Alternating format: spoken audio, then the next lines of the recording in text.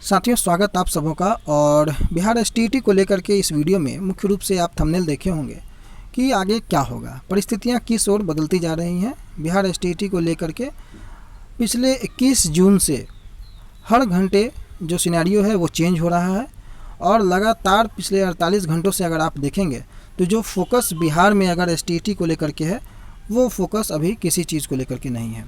लगातार तमाम बड़े बड़े ऑफिशियल ट्विटर हैंडल से लेकर के नेता प्रतिपक्ष के माध्यम से भी इस मुद्दे को उठाया गया। और प्रॉब्लम कहाँ से शुरू होती है अगर आप इस चीज़ को देखेंगे, या परिस्थितियाँ कहाँ को बनती हुई नज़र आती है, भविष्य क्या है एसटीईटी का। कैंडिडेट आज के डेट में जो क्वालिफाई इन मेरिट लिस्ट में हो या qualify in not merit list में हो, दोनों की अगर मैं बात करूँ, वो लोग आज के डेट में क्या सोचें, परिस्थितियाँ अब किधर को जाती हुई प्रतीत होती है। सबसे पहले बात शुरू होती है सितंबर 2019 से नोटिफिकेशन से। और नोटिफिकेशन शुरू होने के साथ ही जो था एसटीईटी पर केस होता है एज फैक्टर को लेकर के, और उसके बाद कई बार डेट एक्सटेंड होता है फॉर्म फिलअप को, और उसके बाद एक बार कैंसिल एग्ज़ाम 28 जनवरी का, दूसरा कैंसिल एग्ज़ाम 26 फरवरी का, और उसके बाद एग्जामिनेशन को सितंबर में कंडक्ट करवाया जाता है। और सितंबर में ऑनलाइन मोड में कोरोना काल में सारे अभ्यर्थी जो है जा कर के एग्जामिनेशन में अपीयर होते हैं। इस वीडियो को बनाने के पीछे का एक मकसद मैं आपको बता दूं कि इस वीडियो से किसी को ठेस पहुंचाना या किसी को दुख देना ये मेरा उद्देश्य नहीं है। जो क्लैरिटी है जो होनी चाहिए, जो नहीं बन पा रही है, उस क्लैरिटी को जो है साफ कुछ हद तक मैं कर पाऊँ, ये एक प्रयास है।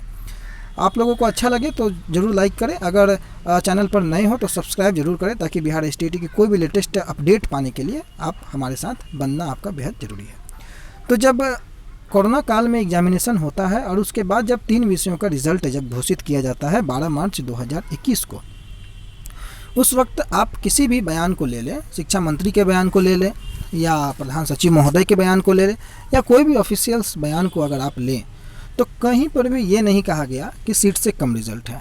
जब सितंबर में नोटिफिकेशन जारी होता है तो बीएसईबी के चेयरमैन जो हैं आनंद किशोर जी, उनके माध्यम से भी यह कहा गया कि जो इस बार का एसटीईटी होगा वो अन्य परीक्षाओं से भिन्न होगा और यहाँ पर रिज़ल्ट जो है सीट के अकॉर्डिंग ही घोषित किया जाएगा।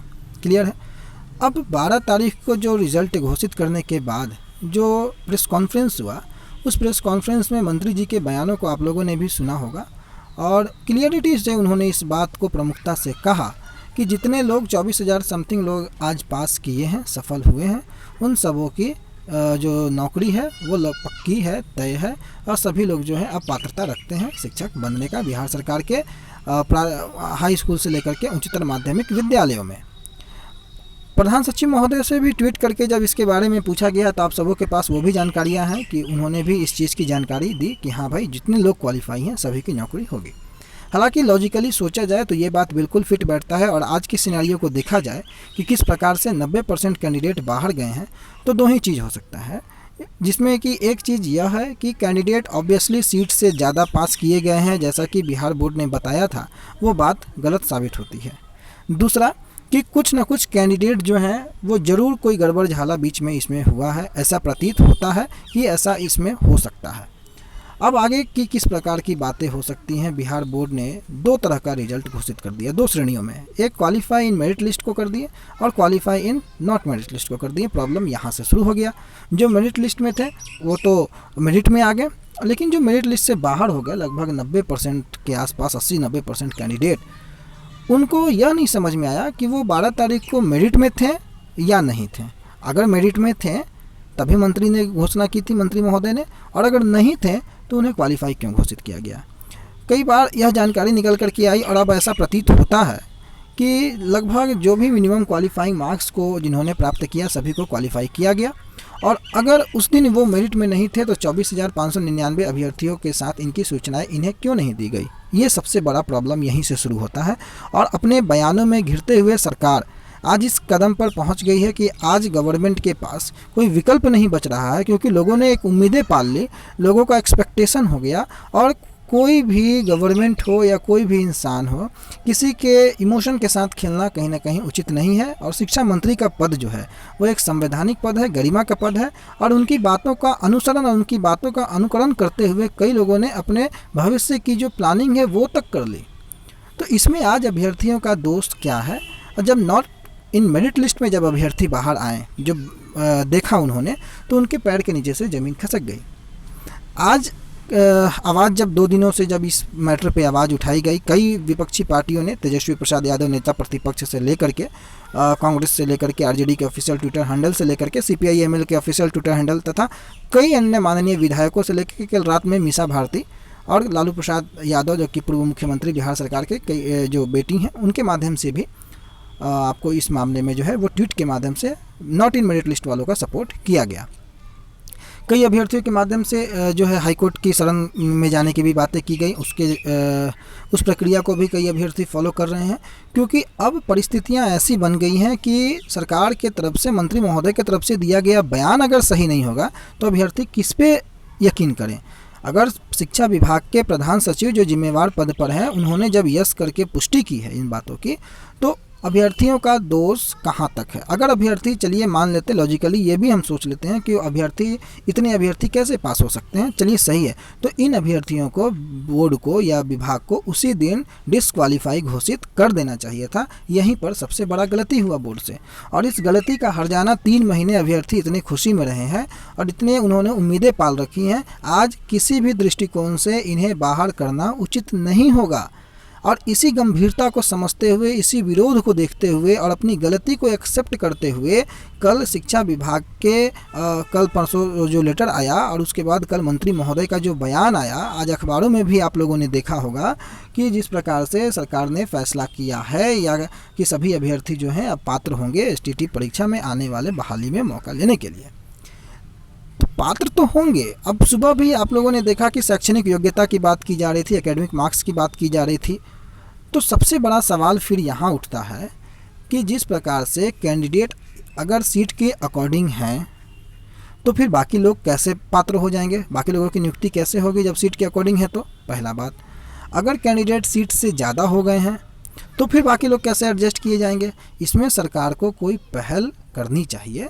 सरकार यह बात मानने को बाध्य है कि जो कैंडिडेट क्वालिफाई हुए हैं उन लोगों में भी पात्रता है, तभी जाकर के उन्होंने ये फैसला लिया कि वो लोग 7वें चरण की बहाली में हिस्सा लेंगे। लेकिन क्या हिस्सा लेंगे बोल देने से कैंडिडेट कितना दिन इंतज़ार करेंगे कैंडिडेट। इस प्रकार की योजनाओं से तो आने वाले 5-7 वर्षों में भी बहाली की प्रक्रियाएं पूरी हो पाएंगी कि या नहीं हो पाएंगी, इसमें तो थोड़ा सा शंका की स्थिति उत्पन्न हो सकती है। गवर्नमेंट के पास आज भी कई चीज़ें हैं, इसका सॉल्यूशन क्या हो सकता है। कई गवर्नमेंट के पास सीटें रिक्त हैं, 33,916 की कैबिनेट स्वीकृत पद अभी रिक्त हैं। विभाग को, सरकार को कोई एक ठोस कदम उठाते हुए, अन्यथा अभ्यर्थी फिर अपने हिसाब से ही काम करेंगे, वो कानूनी पक्ष का सहारा जरूर लेंगे, क्योंकि ये कहीं से तो फिट नहीं बैठ पाता है कि 37,000 सीटों में अगर ये, सबसे पहले तो गवर्नमेंट इस बात को जो है स्पष्ट करे कि कैंडिडेट कितने क्वालिफाई किए हैं और कितने जो है वो मेरिट में आए हैं। क्या सीट से ज़्यादा रिजल्ट था या सीट से कम रिजल्ट था, सभी लोगों को इस बात की जानकारी हो गई है। लेकिन ये ऑफिशियल डाटा गवर्नमेंट ज़रूर शेयर करे। मेरिट लिस्ट में कौन कौन लोग हैं उनका नाम आप शेयर करें। बीच में गड़बड़ झाला करने वाले कैंडिडेट अगर घुसे हैं तो उनका स्पष्टीकरण जब तक आप क्लैरिटी से मेरिट लिस्ट को साझा नहीं कीजिएगा तो नहीं होगा। मेरिट लिस्ट किस आधार पर बनाया गया, चूँकि जिस प्रकार से प्रमुखता से मैंने जोर पहले भी दिया है कि एसटीटी मार्क्स के आधार पर मेरिट लिस्ट बना, उसी आधार पर आज मेरिट लिस्ट बना है। और ठीक है कि लोग मेरिट से बाहर हो गए हैं, मान लिया मैंने बात इस चीज़ को कि लोग मेरिट से बाहर हो गए नंबर के अकॉर्डिंग, लेकिन इसमें उन कैंडिडेटों का क्या दोष था। आपने उन कैंडिडेटों को भरोसा दिया था, आप जिम्मेवार पद पर हैं, आपके बयान की वैल्यू है, आप कोई छोटे मोटे इंसान नहीं हैं, आप संवैधानिक पद पर बैठे हुए शिक्षा मंत्री के प्रभार में हैं, बिहार सरकार के आप एक संवैधानिक पद पर हैं। और आप इस तरीके का अगर बयान जो कि आगे चल कर के अभ्यर्थियों के इमोशन, अभ्यर्थियों के साथ इस प्रकार का एक भद्दा मजाक बने, तो उसमें अभ्यर्थी कहाँ से दोषी हैं। तो जिस प्रकार का सिनेरियो अब घटित हो रहा है, गवर्नमेंट ने इन्हें अप्लाई करने का मौका दे दिया है, अभ्यर्थी इससे संतुष्ट नहीं हो पा रहे हैं। कारण कि आप देख रहे हैं कि 2011 वाले भी इसमें, 2019 वाले मेरिट वाले भी और 2019 वाले नॉन मेरिट वाले भी। तो गवर्नमेंट की तरफ से यह खबर आज के अखबारों के माध्यम से आई कि मेरिट नॉन मेरिट वाला इशू ख़त्म कर दे के और ये निर्णय लिया जाएगा कि भाई जो होगा दोनों क्वालिफाई है, कोई मेरिट नॉन मेरिट वाला बात नहीं होगा। चलिए यहाँ तक भी ठीक है, लेकिन अब जो नंबर ऑफ़ कैंडिडेट कितने हो रहे हैं आपके पास एसटीटी 19 के क्वालिफाई कैंडिडेट, इसकी जानकारी पहले साझा की जाए। अगर वो कैंडिडेट ज़्यादा हो रहे हैं तो नंबर ऑफ़ सीट्स आप ऐड करके सारे को ऐड कीजिए। उपाय तो यही है, क्योंकि कोई कैंडिडेट इंतज़ार तो नहीं कर पाएगा उतना। आप मजबूरी में तो इंतज़ार करना ही होगा। लेकिन क्या एक यह भी सवाल उठता है कि अगर एकेडमिक मार्क्स के आधार पर बहाली होती है तो क्या जिस प्रकार से नोटिफिकेशन था उस नोटिफिकेशन को फॉलो किया गया? आपको सारी चीज़ों को देखना होगा कि मामला फंसे भी ना और अभ्यर्थियों के हित में कोई फैसला हो, और इन सभी चीज़ों को ले करके ही आप जो गवर्नमेंट हैं या जो ऑफिशियल्स हैं कोई एक निर्णय पे पहुँचे, ताकि जो भी छात्र हैं उनके हित में कोई फैसला हो सके।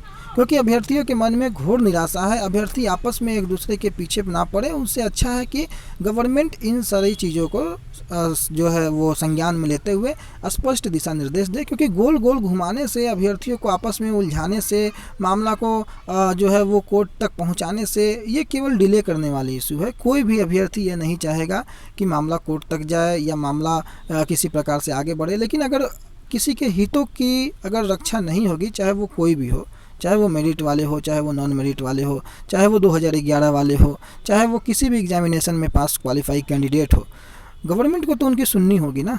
और अगर अभ्यर्थी गलत हैं तो इस बात की जानकारी आप अभ्यर्थियों से आपने साझा क्यों नहीं किया उस दिन कि आप जो है वो मेरिट लिस्ट से बाहर हैं?